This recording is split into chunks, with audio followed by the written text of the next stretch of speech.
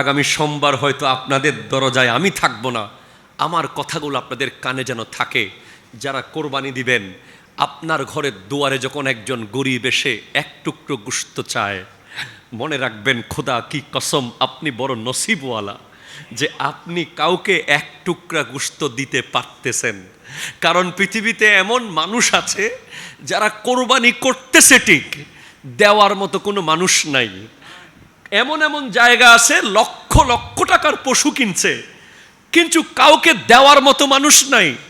আপনার দুয়ারে যদি একটা ভিখারি, একটা গরিব গোশতের জন্য আসে, আপনি মনে রাখবেন এটা আপনার চাঁদ কপাল যে আপনার কোরবানি কবুল হওয়ার একটা বড় ওসিলা এসে গেছে। মনে রাখবেন পৃথিবীতে কেউ ব্যক্তিত্বহীন হয়ে জন্মায় না, প্রত্যেকটা মানুষের ব্যক্তিত্ব আছে।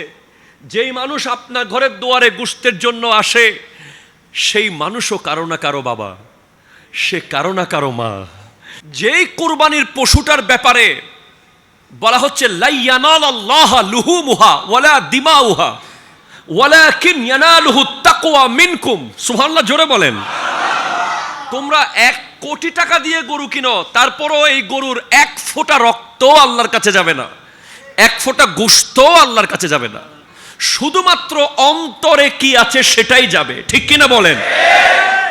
আমরা ওই পশুটার নাম দিচ্ছি কোন নায়কের নামে, কোন নায়িকার নামে, কোন একজন রেসলারের নামে, যেই পশুটা নাকি আমাদের জান্নাতের বাহন হবে। কথা বলেন ঠিক কিনা? অবাক হয়ে গেছি আমরা কোরবানির এই প্রোগ্রামটাকে, প্লিজ কনসেন্ট্রেট আমার যুবক ভাইয়েরা, আমরা কোরবানির প্রোগ্রামটাকে কেন বুঝি নাই? আপনি একটু বুঝেন না। আপনি যে পশুটা জবে করবেন আপনার ঘরের উঠানের সামনে, সেই জায়গায় শুয়েছিলেন ইব্রাহিম আলাইহিস সালামের সামনে ইসমাইল জবিহুল্লাহ। ঠিক কিনা কথা বলেন? আপনি কেন বুঝেন না?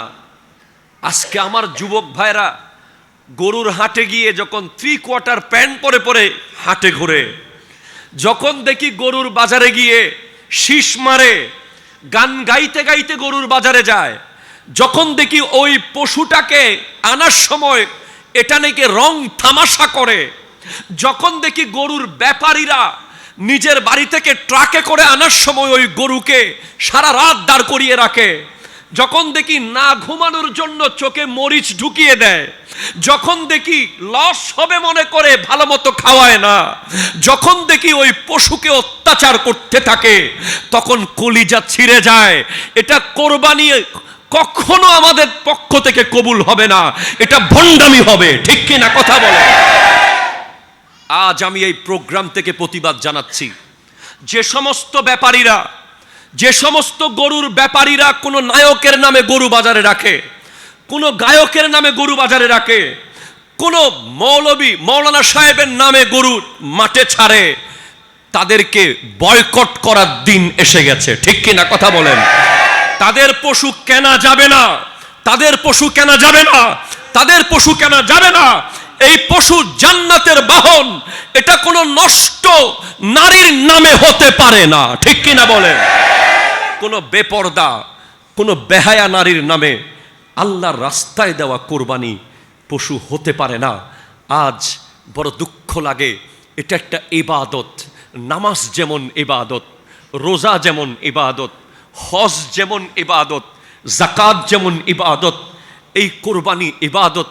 এটা এমন এক ইবাদত, আপনি কিনবেন, আপনি জবে করবেন, আপনি পিস করবেন, সুন্দর করে ওই আল্লাহর মেজবানি অস্বাবলম্বী যারা সারা বছর গোশত খাইতে পারে না, তাদেরকে আপনি দিবেন। ঠিক কিনা বলেন না? আজ বড় আশ্চর্য লাগে, আমাদের অনেক ভাইয়েরা কোরবানির পশুর সাথে সাথে ডিপ ফ্রিজ কিনা শুরু করে দিছে। সমাজে আছে না নাই বলেন না? আমি নিজের কানে শুনেছি একজনকে বলতে, বলে এত বড় গরু ফ্রিজ ছাড়া কোথায় রাখবো, আরেকটা ফ্রিজ লাগবে। ভাই মনে রাখবেন, আমি জয়নুল আবেদিন চলে যাব, আগামী সোমবার হয়তো আপনাদের দরজায় আমি থাকবো না, আমার কথাগুলো আপনাদের কানে যেন থাকে।